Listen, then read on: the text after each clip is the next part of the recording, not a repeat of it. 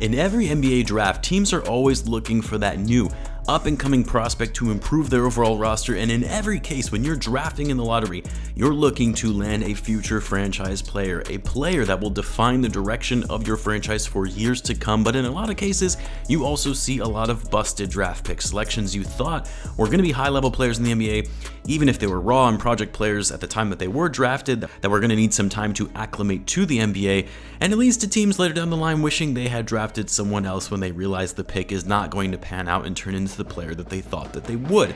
And it's what makes looking back at old draft classes, seeing how players performed relative to their draft selection years later, is so much fun to do. And if we could somehow travel back in time, how would teams have drafted differently knowing what we know now? And as such, I'm going to be doing a series where we'll be redrafting every draft class for the last 10 years, doing one class per week, starting with redrafting probably the most underwhelming class over the last decade in the 2013 NBA draft. If you're new to the channel and you enjoy the content, then consider subscribing, as this is a newly created channel, not even 2 months old yet. We are nearly at 5,000 subscribers, and I'll be doing a giveaway once we get to that point. In return, I'll be providing more NBA content like this all season long. Now, going into the 2013 offseason, this was one of those draft classes that wasn't seen as a very deep class at all. Even at that time, everyone was talking about the class of 2014, which was expected to be one of the greatest draft classes since 2003, and likened to other all-time great drafts like 1984, 1996, which we now know that class never lived up to that hype, but we'll talk more about that when we do that redraft next week. But for the 2013 draft class, there was no clear consensus number one pick. You really weren't entirely sure who was going to be in the top 5. The draft combine had mixed reviews in terms of which players were standing out the most, and so when the commissioner David Stern came out to the podium for that number 1 pick announcement, no one really knew who the Cavs were going to select. Of course, they ultimately selected one of the biggest draft busts of all time, who only ended up lasting in the league for 4 years, and to make it worse, he never really suffered any major injuries that would lead one to say, well, injuries cut his potential and career short. No, he was just a really bad basketball player and should have never been selected number 1 overall. So with the players from the class now being in their 10th season in the NBA, who should have gone number 1 in 2013? And this is probably the easiest answer out of any redraft in recent memory, and that's that the Cavs would be taking Giannis Antetokounmpo. Giannis has already cemented himself as a future Hall of Famer, an all-time great, even only at the age of 28, which he just turned 28 by the way. Multiple MVPs, multiple All-NBA and All-Star selections, a Defensive Player of the Year winner, 5-time All-Defensive Team player, also an NBA champion and Finals MVP winner.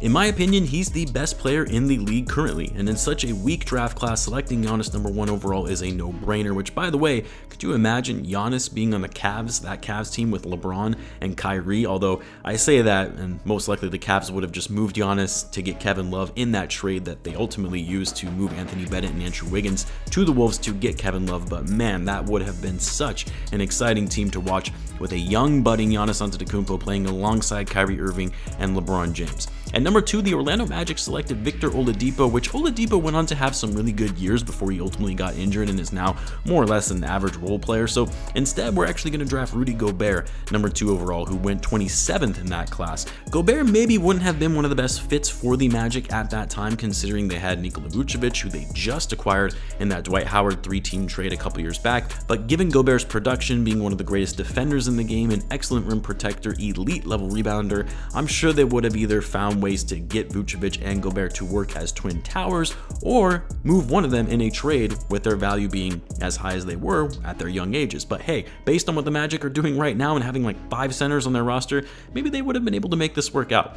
At number 3, the Washington Wizards selected Otto Porter, but instead we're actually going to have them take CJ McCollum here at number 3, who went 10th overall in that draft. McCollum has been one of the few consistently good players from this draft and has been very impactful when he's on the court, with one of the highest win shares from that class, a great scorer, also a great outside shooter. Again, the fit might have proved to be a bit of a problem because the Wizards had just drafted Bradley Beal the year prior, but if we're basing it off of best player available, and if it doesn't work down the line, you can trade them, one of them, for a piece that makes more sense to get higher value than they otherwise would have by drafting Otto Porter and giving him a fat contract like they did when he ended up becoming a restricted free agent. At number 4, the Charlotte Hornets selected Cody Zeller, who has had a pretty underwhelming overall career over the course of his time in the NBA. Instead of taking Zeller, who the Hornets have never really been able to draft good big men, they're going to take Steven Adams, who went 12th overall in that draft. Adams has declined a little in recent years, but he's still a great rebounder, a decent rim protector, solid finisher at the rim on offense, but by far and away a more impactful player than someone like Cody Zeller.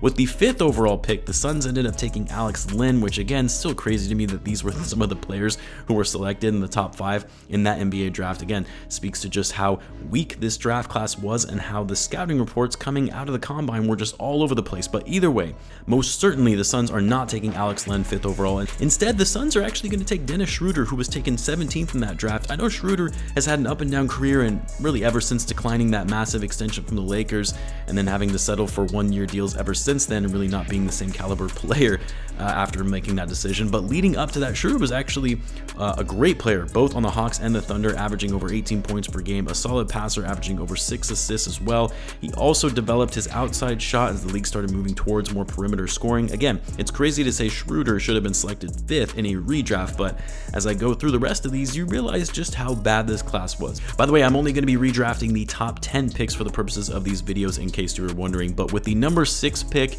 the New Orleans Hornets, I believe they were still the Hornets at the time before becoming the Pelicans, they took Nerlens Noel, who a lot of people were surprised he had fallen that far in the draft when he was the number 1 overall recruit coming out of high school, and months leading up to the draft, a lot of teams felt he was going to be going number 1, but they took him 6th, and even now, that was still too high. So instead, with the 6th pick, the Pelicans are going to take Kelly Olynyk instead of Noel as their big man. Olynyk, I mean, again, nothing too exciting about his career, but he has been more impactful than someone like Noel, and he's actually having one of his best seasons right now playing with the Utah Jazz. But either way, Olynyk has been more of a journeyman in the NBA than anything. With the 7th pick, the Sacramento Kings, the Kings in their draft history, they took Ben McLemore with this pick, who has never really been able to maintain a consistent career in the NBA and actually currently is out of the league, having not been picked up by a team this offseason as a free agent. Instead, McLemore, this is where the Kings are going to select Otto Porter, who went 3rd overall. Not really sure what the Kings would have done with Porter, because we never know what the hell the Kings are trying to do anyway, but at least in this instance, it gives them a more impactful two-way player than someone like McLemore,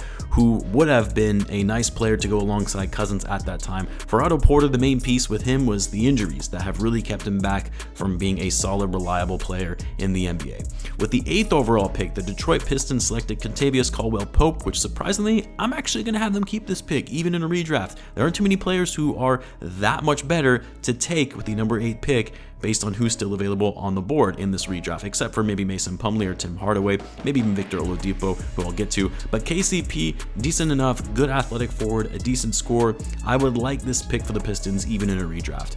And then for the 9th pick, this is where the Timberwolves ultimately selected Trey Burke, which they traded that pick to the Jazz. For Burke, another player who has also had a very underwhelming career and hasn't even played this season, which my guess is this will probably be his last season in the NBA as he's on the final year of his deal. For the Jazz, I really like Tim Hardaway here, who was taken 24th overall by the Knicks in that draft. This was one of the few picks where the Knicks actually got a steal in a weak draft late in the 1st round before they ultimately traded him to the Mavericks in that Porzingis trade. And he's actually been a great player for the Dallas Mavericks ever since. A streaky player at times, but a good scorer, great jump shooter, outside shooter as well, but athletic enough that he has that ability to get to the rim and finish with contact. The biggest knock on Hardaway is he's never really been a good defender, but he's still better than a lot of the guys who were drafted ahead of him in the 2013 draft. And then finally, rounding out the top 10, this is where the Blazers selected CJ McCollum 10th overall, which was one of the few steals of that class when you look at some of the guys who went before him. But since McCollum is already taken off the board in this redraft, being taken 3rd overall, the Blazers in this instance would take Mason Plumlee, who actually played a couple of seasons with the Blazers. Plumlee,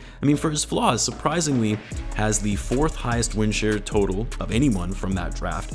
He's 3rd in rebounds from anyone in that draft class behind Giannis and Gobert. And when you look at his on-court, off-court numbers, he's actually been one of the more impactful players who was drafted in 2013. Obviously, you wouldn't think of Plumlee as a top 10 level lottery pick when comparing it to normal lottery pick standards, but relative to this draft class, he's one of the best options for the Blazers to go number 10 based on who's left on the board.